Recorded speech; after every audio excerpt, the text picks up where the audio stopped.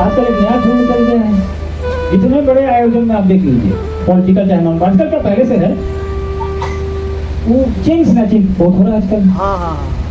महिलाओं को किसी का सोने का चेन छीन लिया, किसी का कान का वो छीन लिया। अब उसका क्या होता है, जो तथाकथित आपके आयोजन के विरोधी हैं तो कहेंगे अच्छा चाचा के संचारों का चेन छीना है, बढ़िया हुआ। डर लगता है, इसलिए डर लगता है, भीड़ से डर नहीं लगता है, इतने लोग आए हैं, सुरक्षित घर में पहुंच जाएं, किसी का पैर न टूट जाए, किसी का हाथ न टूट जाए, कोई गाड़ी रास्ते में न टकरा जाए, कोई भी अजीब घटना न हो जाए, वो चिंता बनी रहती कि एक एक गुरुभाई जब तक घर न चला जाए तब तक आप आयोजक के रूप में भी जिम्मेवार होते हैं, आप वक्ता के रूप में भी जिम्मेवार होते हैं। गुरुभाई का विरोध होगा मेरा गाना पढ़ना शादी जागरूक बनी चलता हूँ पहला जो मैं कहूँगा कहा जब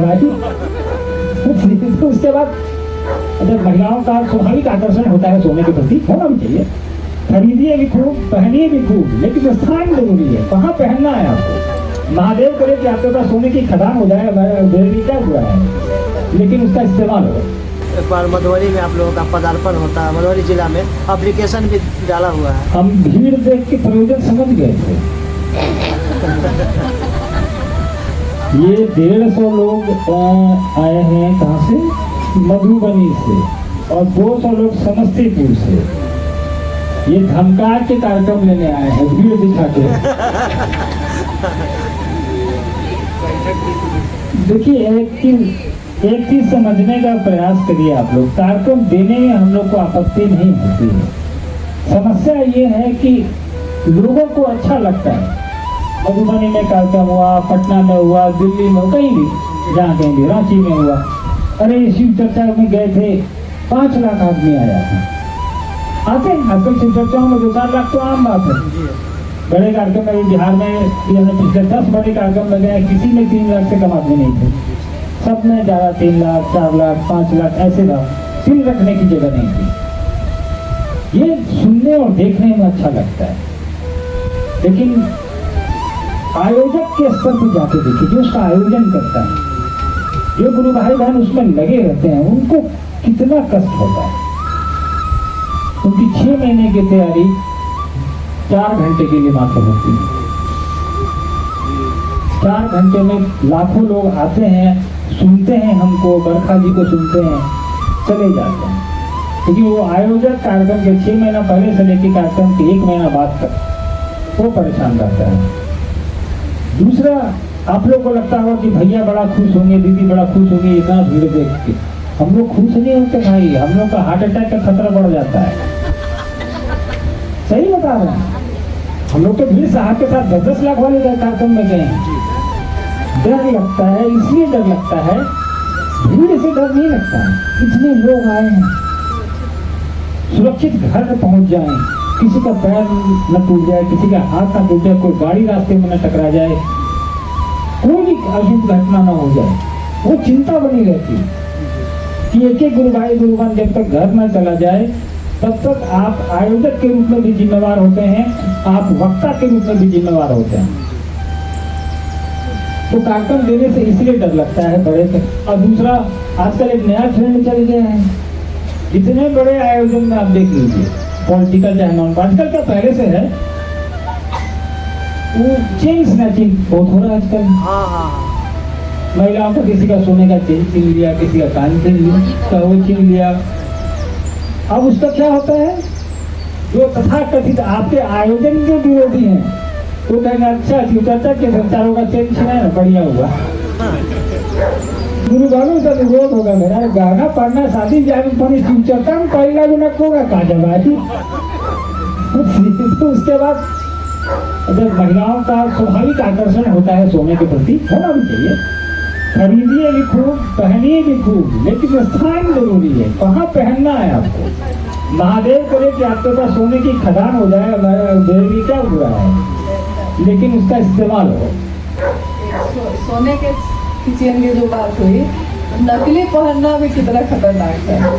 एक बार एक महिला जा रही थी रोड पे, सच्ची घटना है, तो अखबार में आया था उस समय, गवाही देने गई जब वो, तो कोई मोटरसाइकिल से गुजरा, उस मोटी चेन पहनी हुई थी, काटा, लेके भाग गया। तो ये पूरा रोने पिटने लगी, उसके पीछे दौड़ी भी, नहीं पकड़ पाई, भाग गया, पकड़ा गया बाद में। लेकिन उसके बाद क्या हुआ कि जब भाग गया, थोड़ी देर बाद वो फिर लौटा और महिला को 2 थप्पड़ लगाया। बोला कि इतना मेहनत से चेन छीने थे, नकली पहन के क्यों?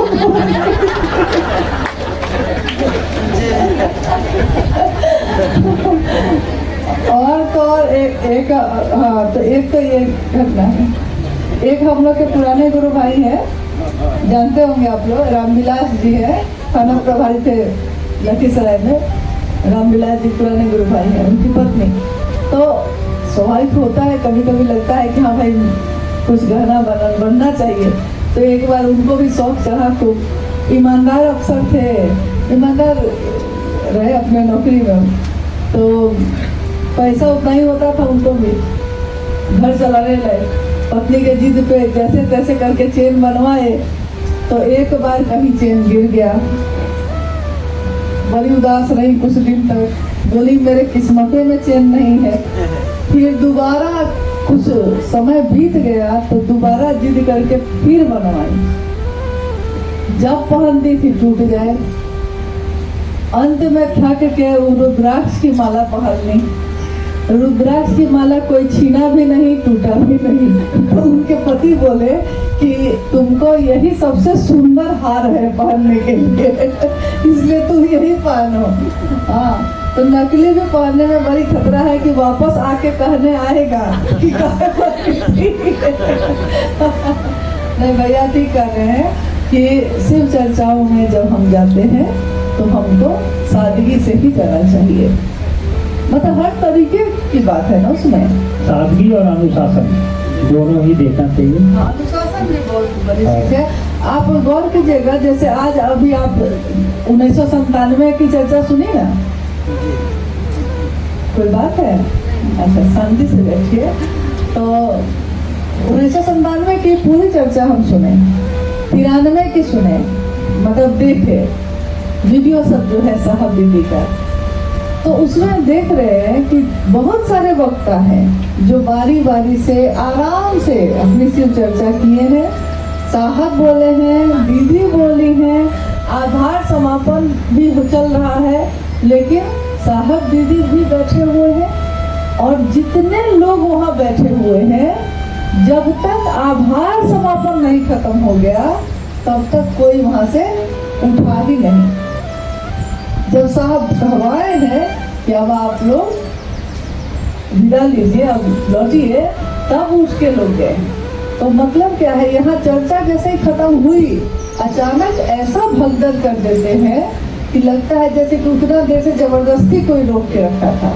नहीं, तो जब हम शिव चर्चाओं में जाते हैं तो हमको अपने अनुशासन से भी ये समझाना चाहिए कि जो बोल रहा है, कोई भाई बहन हमारा बोल रहा है, किसी को छोटा मत समझिए। कोई आपको क्या समझा देगा कहना बड़ा मुश्किल है। छोटा बच्चा भी कुछ समझा सकता है, नए गुरु भाई गुरुआन भी हमको समझा सकते हैं। जो हो सकता है 20 साल में हमको नहीं समझ में बात आई, और किसी नए गुरु भाई की बात सुन के समझ में आ सकती है।